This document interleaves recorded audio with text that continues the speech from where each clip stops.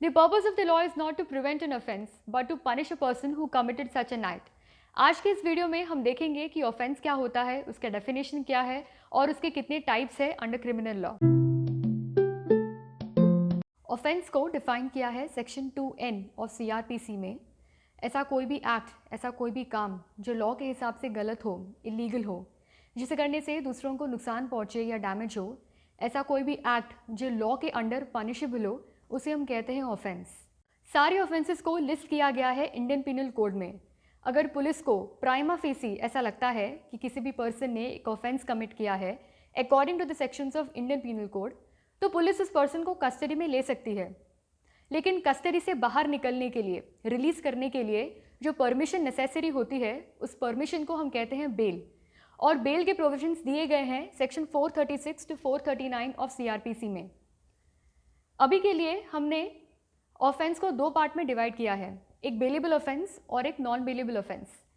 Bailable offence अगर किसी भी पर्सन ने कमिट किया है तो उस पर्सन को बेल मिल सकती है as a matter of right. दूसरा है non bailable offence. Non bailable offence इसका मतलब ये नहीं कि उस पर्सन को बेल नहीं मिलेगी, बेल मिलेगी but only at the discretion of the magistrate और द कोर्ट। मैजिस्ट्रेट या कोर्ट डिसाइड करेगी कि किसी भी पर्सन ने अगर नॉन बेलेबल ऑफेंस कमिट किया है तो उसे बेल मिलनी चाहिए या नहीं, by looking at the facts and circumstance of the case, by looking at the provisions of the law, फिर डिसीजन लिया जाएगा। दोनों में सबसे बड़ा डिफरेंस होता है सीरियसनेस का। ऑफेंस की ग्रेविटी या सीरियसनेस से पता चलेगा कि वो ऑफेंस बेलेबल है या नॉन बेलेबल है। Bailable offence mostly less serious nature के होते हैं और जो नॉन बेलेबल ऑफेंसेस होते हैं वो ज़्यादा सीरियस नेचर के होते हैं। दूसरा सबसे बड़ा डिफरेंस जो है दोनों में वो है जो नॉन बेलेबल ऑफेंसेस होते हैं वो कंपल्सरीली कॉग्निजिबल इन नेचर होते हैं और जो बेलेबल ऑफेंसेस होते हैं वो कॉग्निजिबल भी हो सकते हैं और नॉन कॉग्निजिबल भी हो सकते हैं। अभी कॉग्निजिबल और नॉन कॉग्निजिबल ऑफेंस में क्या डिफरेंस है, लेट्स सी। अगर किसी भी पर्सन ने एक ऑफेंस कमिट किया है और पुलिस को प्राइमा फेसी ऐसा लगता है कि उस पर्सन को कस्टडी में लिया जाए, तो कस्टडी में लेने से पहले पुलिस के पास में एक परमिशन होनी नेसेसरी है। उस परमिशन को हम कहते हैं वारंट ऑफ अरेस्ट और वारंट ऑफ अरेस्ट ग्रांट होता है मैजिस्ट्रेट कोर्ट के थ्रू। हम बात कर रहे हैं नॉन कॉग्निजिबल ऑफेंसेस की, जिसको डिफाइन किया गया है सेक्शन 2L ऑफ CRPC में। अगर किसी भी पर्सन ने नॉन कॉग्निजिबल ऑफेंस कमिट किया है तो पुलिस उस पर्सन को अरेस्ट नहीं कर सकती है जब तक पुलिस के पास में अरेस्ट वारंट नहीं हो तब तक। जो नॉन कॉग्निजिबल ऑफेंसेस होते हैं उनकी जो पनिशमेंट होती है वो लेस देन 3 years की होती है और ये सारे ऑफेंसेस लेस सीरियस नेचर के होते हैं। अब नॉन कॉग्निजिबल ऑफेंसेस के क्या एग्जाम्पल्स हैं वो हम देखेंगे इस वीडियो के एंड में। कॉग्निजिबल ऑफेंस को डिफाइन किया गया है सेक्शन 2C ऑफ CRPC में। अगर किसी भी पर्सन ने कॉग्निजिबल ऑफेंस कमिट किया है तो पुलिस उस पर्सन को कस्टडी में ले सकती है विदाउट अरेस्ट वारंट।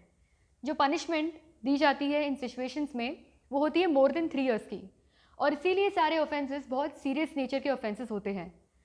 इस सिचुएशन में अरेस्ट वारंट की नेसेसिटी इसीलिए नहीं होती है क्योंकि अरेस्ट वारंट लाना एक टाइम कंज्यूमिंग प्रोसेस हो सकता है और अगर किसी भी पर्सन ने एक सीरियस ऑफेंस कमिट किया है, एक कॉग्निजिबल ऑफेंस कमिट किया है, तो ये डर रहता है, एक फियर रहता है कि ऐसा पर्सन भाग नहीं जाए या एब्सकॉन्ड नहीं कर ले। और इसीलिए प्रॉम्प्ट और इमीडिएट एक्शन लेने के लिए पुलिस के पास में ये अथॉरिटी दी गई है कि पुलिस इन केसेस में विदाउट अरेस्ट वारंट अक्यूज्ड को अरेस्ट कर सकती है, कस्टडी में ले सकती है। For example murder, culpable homicide, dowry death, attempt to murder, ये सारे एग्जाम्पल्स हैं कॉग्निजिबल ऑफेंसेस के जो बहुत सीरियस नेचर के ऑफेंसेस होते हैं। अभी हम लेंगे फर्स्ट कॉम्बिनेशन। हमने डिस्कस किया था कि जितने भी नॉन बेलेबल ऑफेंसेस हैं वो हमेशा कॉग्निजिबल इन नेचर होते हैं जो कि लिस्टेड है IPC में और जो बहुत सीरियस नेचर के ऑफेंसेस होते हैं और इनकी पनिशमेंट होती है मोर देन 3 years की। अभी हम लेंगे सेकेंड कॉम्बिनेशन। हमने डिस्कस किया था कि जितने भी बेलेबल ऑफेंसेस हैं वो कॉग्निजिबल भी हो सकते हैं और नॉन कॉग्निजिबल भी हो सकते हैं।